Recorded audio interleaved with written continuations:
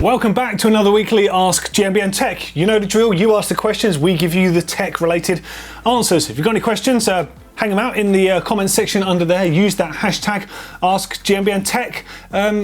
Be nice to each other, give us some cool comments. If we can't help you, other people down there will help you. We've got a wicked community. Right, first question this week is from Lord Chewington. Good name, by the way. I recognise your name, I see your name quite a lot in the comments. Rotating mass of tyres. Light tyres accelerate up to speed quicker, but heavier tyres carry the speed better. Where does the trade-off end? Obviously, downhill bikes benefit from a heavier tyre, and cross-country the opposite, but what about enduro? And how is the unsprung mass affected in terms of suspension performance, etc.? Okay, well, there's a few things at play here. So it's not just down to tyres, it's wheel size as well. Bigger the wheels, yes, so a 29-inch wheel and a 26-inch wheel, if we just lay them out. Yes, the 26 will accelerate faster, but arguably it might not be able to go quite as quick on the rough stuff. Whereas the 29-inch wheel, it will accelerate slower because of the size of it, but it will keep that speed and it won't be as affected by surface conditions. But there's also deceleration to take into account. A smaller wheel will decelerate quicker, whereas a bigger wheel won't. So something you actually see on, that I've noticed on a lot of footage of people on that, particularly that sort of choppier, fast terrain where you're kind of tanking along, very EWS sort of stuff. It's not outright steep, you know the sort of stuff. Single track, fast, chattery, and you're motoring along. And you're seeing a rider really hauling on the brakes. Now, someone with smaller wheels, let's just say 27.5, your bottom bracket is effectively a bit higher in relation to your axle. So when you brake, I think you load up the front tyre that bit more and you can really push the bike into the ground.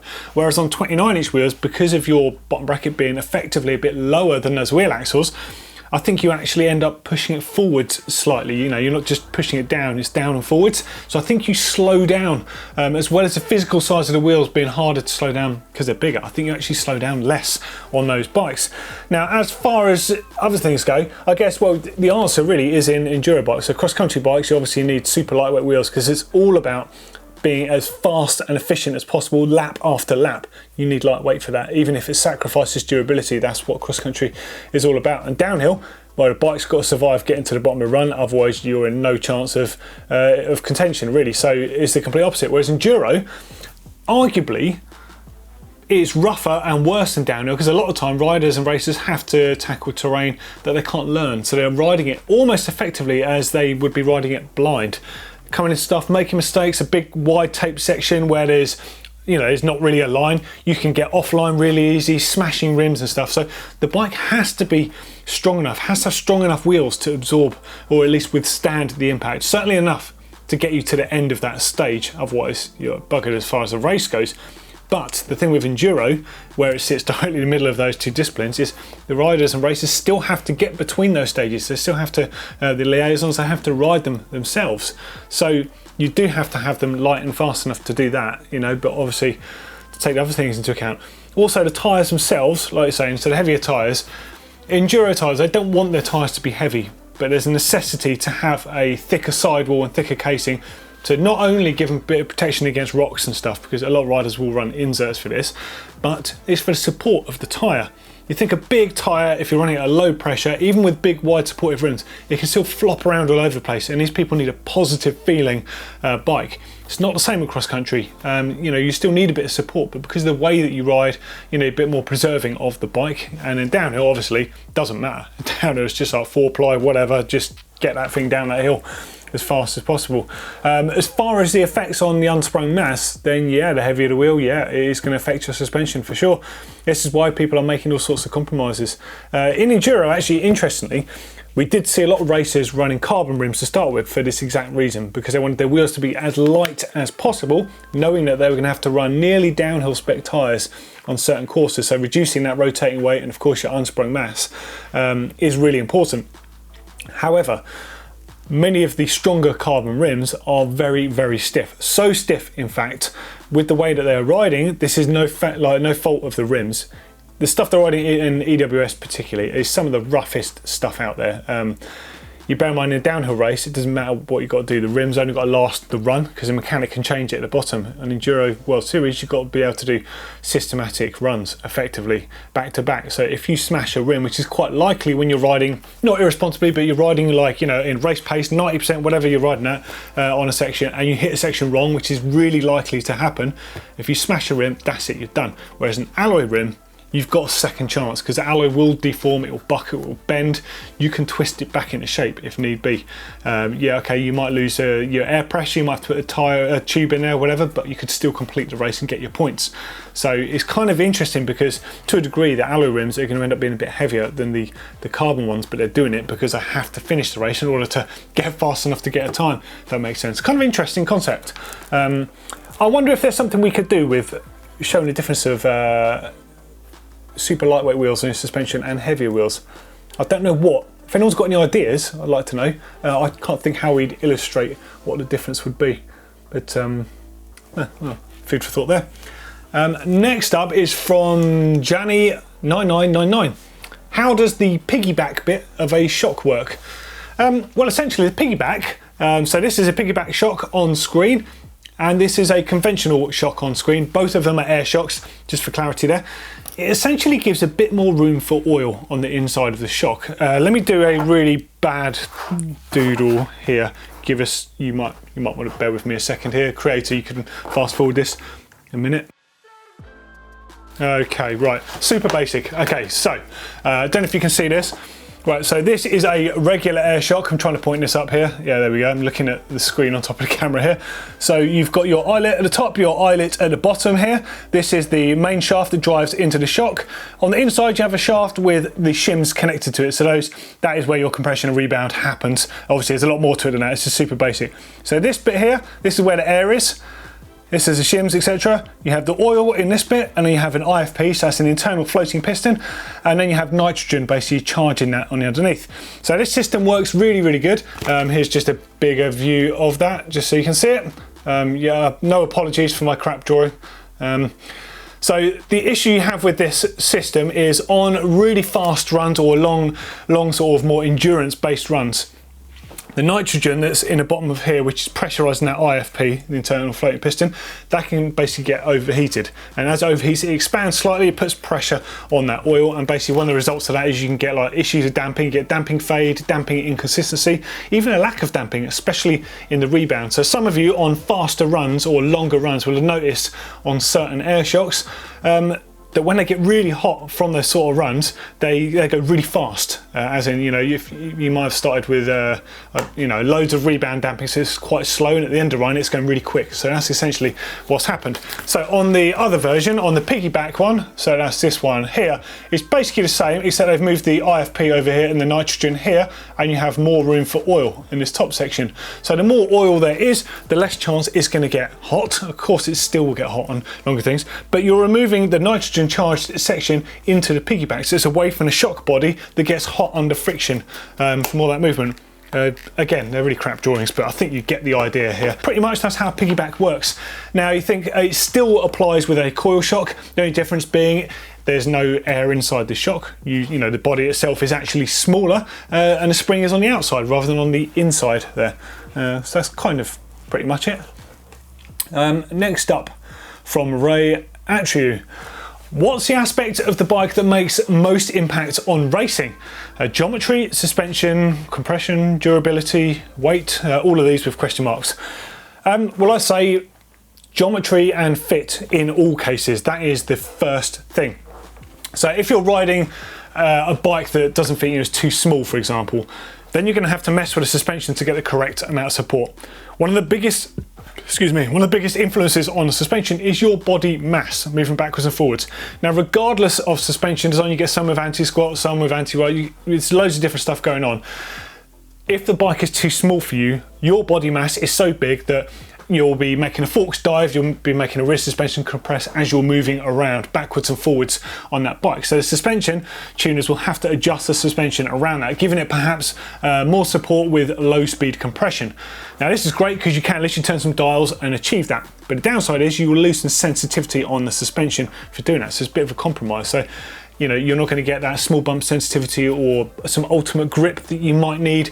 And it's basically, the suspension units need to be as isolated as possible and just designed to do their job. They shouldn't be having to take your body weight forwards and backwards constantly in there. So firstly, yeah, basically it is really down to the bike fit. That is the most essential thing first. So for cross country, fit and lightweight are champions. So the sort of bike you're seeing on screen at the moment. Right, then it's about maintaining your rolling speed, your forward propulsion. So super lightweight wheels, lightweight tyres with little in the way of rolling resistance. That is champion still. They would rather sacrifice ultimate handling in technical environments and be better riders than they would have a bike that's slower on the sections when they really need to put the power down, if that kind of makes sense. Now, for downhill, suspension is the overriding thing. The bike only has to get down to the hill, down the hill or mountain as fast as possible. Now, you can lose all the other things out the window. Of course, the bike has to fit the racer, or the rider, of course, but suspension is the thing that keeps the tyres on the ground.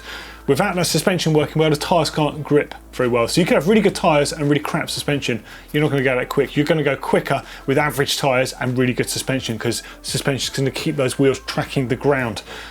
So yeah, that's really the ultimate thing there. Does that make sense?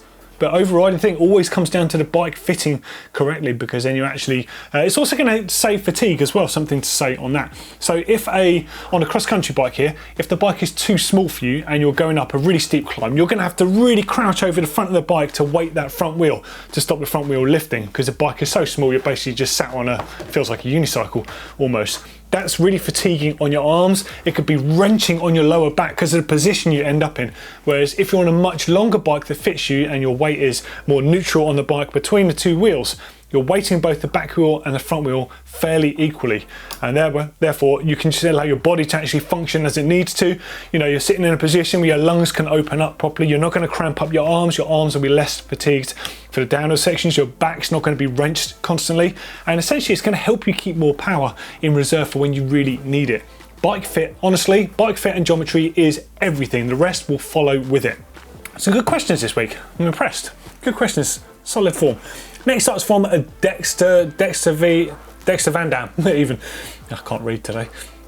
How does a trail orientated brake compare in performance to a cross-country orientated brake? For example, similar price, SRAM level versus SRAM G2 RSC. Okay, so forgetting the models of brakes, even though you've said that. So a cross-country brake has to be as light as possible. And the reason for that is the bikes are super light. The whole thing is about keeping everything light. Now, if you have a brake that's really powerful and you put it on a cross-country bike, you're going to end up locking up the wheels constantly. That's not going to help you slow down. It's going to make it out of control more. So a lightweight brake is much more applicable on a cross-country bike, and smaller disc rotor sizes are as well. Whereas a trail brake, for example, you're riding a bike typically that's slightly heavier than a cross-country race bike. So therefore the calipers have to be slightly heavier duty. They have to be able to handle the flex that goes into them. You think when you're pulling on the brake levers, you're forcing fluid through the system and into the caliper. Yeah, the stiffer and burlier that caliper is, the more of that power goes directly onto that disc rotor. So a trail caliper tends to be a bit more overbuilt. As a result, they can handle the heat associated with heavier duty braking as well. And you can run bigger disc rotors, so you just get much more power out of them. And again, if you were to put a cross-country brake on a trail bike, sure, it will look super trick and they'll be very minimal and all the rest of it. They'll work to an extent, but when it really comes to riding harder, faster, you're going to have a lot of flex there. You're going to get a lot of braking fade because there's a lot less to them. They're going to overheat and get kind of phased by it, really. Yeah, like I said, so, you know, the best example of that is, you know, putting 4-pot brakes and big roads like 180 rotors on a cross-country bike, you'll have a horrendous ride, really erratic handling. Definitely not what you want. Okay, next question is about valves. This is kind of interesting. Why hasn't the Presta valve totally replaced Schrader valves on bikes? This is interesting. So there's an argument really that a Schrader valve is technically better than a Presta valve. Now, certainly for use on specific things like on the shock on a bike or on the suspension fork, where you need to adjust the air pressure on them. The Schrader valve obviously is quite a lot bigger. It's a bit more robust. And then the core itself is on the inside of it, so the core can still be replaced. So technically it's fine. Now, Presta valves used to be known as high pressure valves back in the day, but you think Schrader valves are absolutely fine with the pressure you put into a shock, you know, 250 psi on a shock, so there's no problem with those there.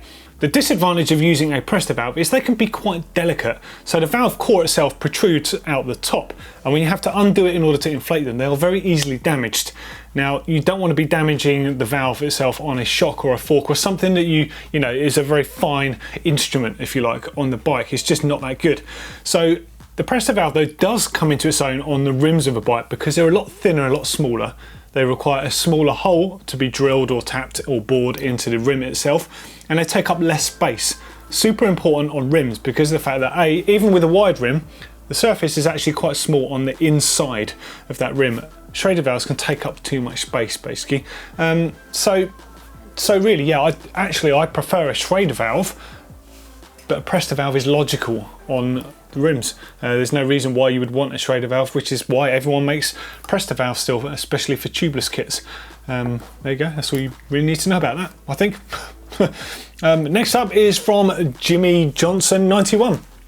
What is the reasonable fork travel upgrade in order to not hinder overall behaviour of the bike? Say for example, what is the biggest fork one could get away with on a Scott Genius?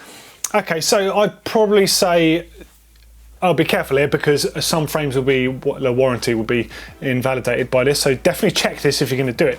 But I'd say maximum of 20 mil on any bike.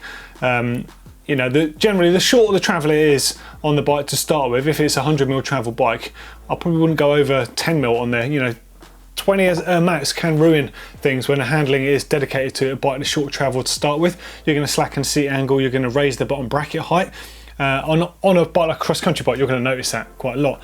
Perhaps less so on a bike with more travel. You know, you're chucking on 20 mil fork extra on the front, you're not going to notice it as much. But if that is something that bothers you and what you're looking for is something that handles more aggressively with a little bit more travel on the front, but you don't want to, say, upset your bottom bracket height, another way around it would be to slacken the head angle further. So just think, if you put an angle set or an angled headset cup sort of type thing like Works Components or the Cane Creek angle set into your headset of the bike, you could slacken off say by 1.5 degrees, so your bike's going to get raked out, which is really cool. But also with the way that works, it actually lowers the front of the bike slightly. So if you increased your travel by 20 mil say, the likelihood is it'll be fairly similar bottom bracket height to what it was to start with. You see you've got a slacker fork and you've got more travel out of it. So just an interesting thing to think about on that basis. Oh, and something, if you're actually going to do this, do take into account that you're effectively going to shorten the reach of your bike slightly, whichever way you do it. If you slacken the head angle of the bike, you'll bring the stem very slightly back towards you. By raising the fork travel of the bike, you're effectively ruining the reach very slightly. You can do as much as 6 mil, as Intense actually listed with their bikes when you put them in the lower bottom bracket setting, because you're basically sinking the frame down like this. You're bringing the front end back towards you, and don't forget that the reach is measured, I'm doing it on this side of my hand, from your bottom bracket up and then out towards the centre of the stem line there, or to the head tube of the bike even. So yeah, just take that into account. Oh, and we're at the end. Wow, okay, so that was a quick ask this week. Good questions, everyone, really good. Give us some more questions. Give us some questions about some old stuff, some new stuff, stuff that you think maybe should be coming around the corner that's not in sight at the moment. Anything applies. If you're struggling with mountain bike tech, get involved in those comments underneath. Don't forget to use that hashtag AskGMBN Tech, and we'll catch you next time. See you later.